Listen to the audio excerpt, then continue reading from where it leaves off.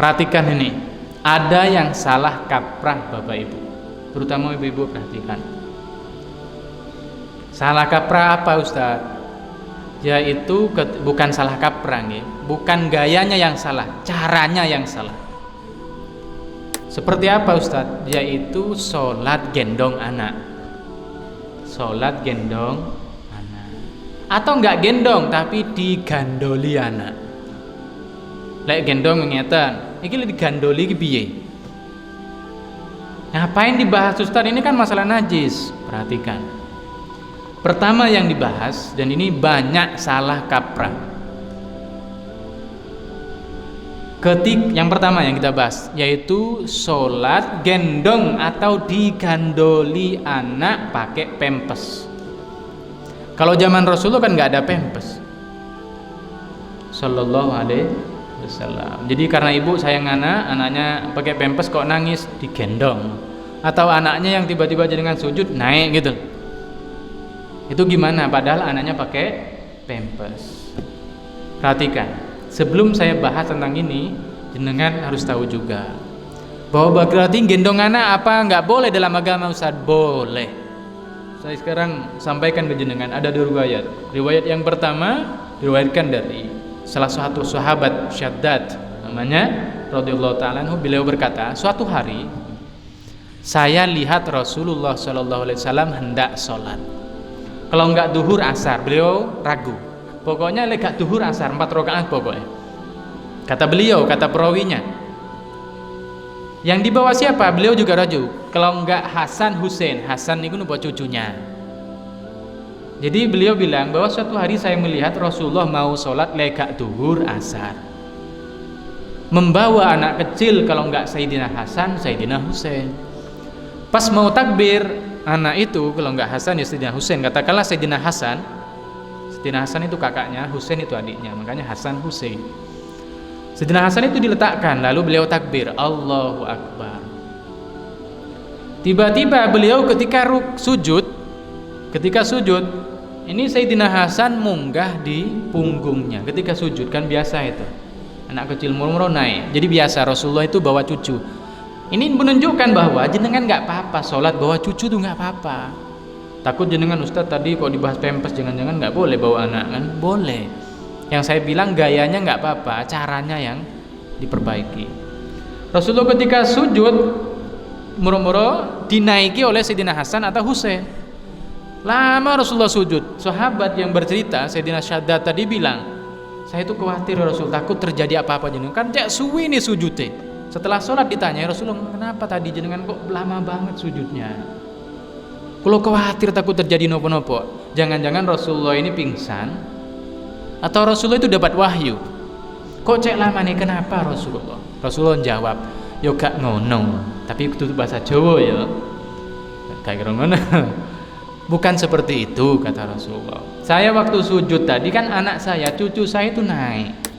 Ketika naik dia itu belum selesai.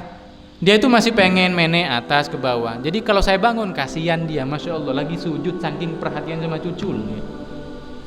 Segitunya Rasulullah sama anak kecil. Karena dia belum selesai, jadi urusannya main di punggungnya Rasulullah. Saya tuh lamakan sujud, lama banget. Dan ketika Hasan atau Husain tadi selesai, udah mau turun, saya baru bangun. Makanya saya sujudnya lama. Itu riwayat yang pertama dari Imam An-Nasai.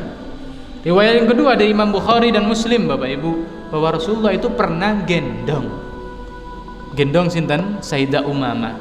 Juga nopo? Juga cucunya dari Siti Zainab. Cucunya. Beliau gendong ketika ruku, beliau letakin. Ketika beliau bangun dari sujud, beliau ambil gendong lagi. Ini menunjukkan bahwa kalau ditanya Ustaz, gendong anak saat sholat boleh? Boleh. Yang diluruskan saya ini, sekarang perhatikan. Tadi misalkan gendong kok anaknya pakai pempes. Jangan perhatikan, baik cowok atau cewek sama. Kalau hati-hati ya, jadi pas bawa pempes, pas bawa anak, gendong anak, kok anaknya pempesan. Kalau memang anaknya itu nopo, pempes ketika dalam pempes itu benar-benar dalam, artinya pastikan bahwa pempes itu nggak ada kencingnya. Kalau ada kencingnya walaupun ditutup dengan pempas, itu tetap jenengan apa? Batal sholatnya. Karena itu namanya bawa najis. Jenengan tadi perhatikan, ada najis di sini, jenengan cutik, jenengan ambil sapu lidi satu, jenengan ambil gini kan, jenengan bawa, itu pun batal. Apalagi sampai gendong anak yang bawa pempes, dalam pempesnya ada pipis, apalagi berak. Jadi kalau bawa anak yang bawa pempes, perhatikan itu pempes isi najis apa enggak, baik cowok atau cewek pun. Jadi perhatikan itu. Biasanya orang kan gampang bawa pempes kan kak bocor Ustadz, bukan masalah bocornya, bukan masalah bocornya itu.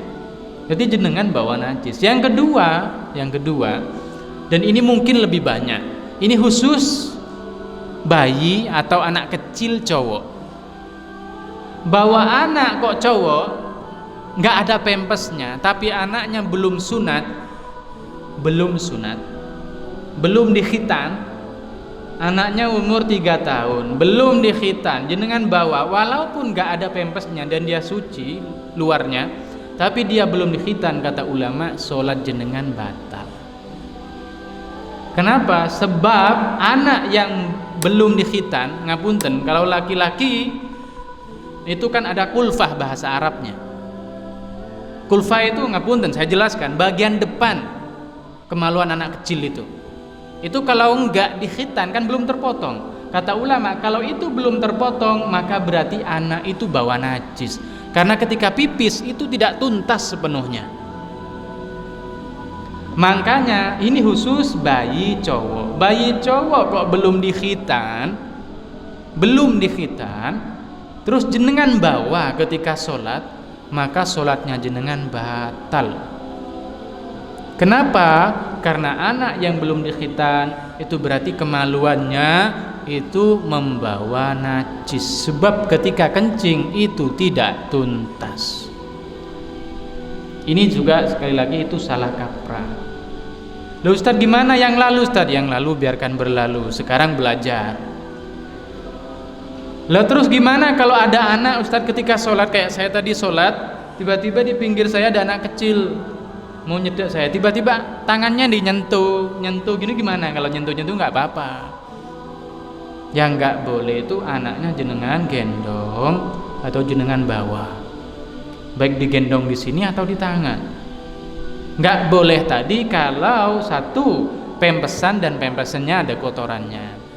Yang kedua, tidak pempesan tapi dia cowok dan belum khitan, itu tidak boleh. Yang selain itu silahkan. Cewek nggak pempesan atau pempesan masih kecil umur 3 tahun, ada cewek pempesan, anak kecil perempuan pempesan tapi pempesnya masih bersih, jenengan bawa ya nggak apa-apa. Cowok udah dikhitan dan nggak pempesan atau pempesan tapi bersih, ya nggak apa-apa. Makanya hati-hati karena itu sering terjadi. Saya bilang tadi khususnya ibu-ibu, karena kalau bapak-bapak jarang. Makanya kalau saya sholat, kalau yang pribadi, saya bilang ke istri saya, tolong kalau saya sholat anak-anak dijaga. Bukan saya nggak sayang, tapi kalau pas saya lagi sholat sunnah, saya biarin anak itu. Kalau sholat wajib nggak boleh diganggu. Kalau sholat sunnah, anak saya kan yang pertama cewek. Nah kalau sholat sunnah, apa jenenge, dan saya tahu dia baru ganti pempas. Saya tahu dia baru ganti pempas. Dia itu misalkan gandol mau naik ke saya biarkan. Apa kalau saya yakin bahwa dia dalam keadaan bersih.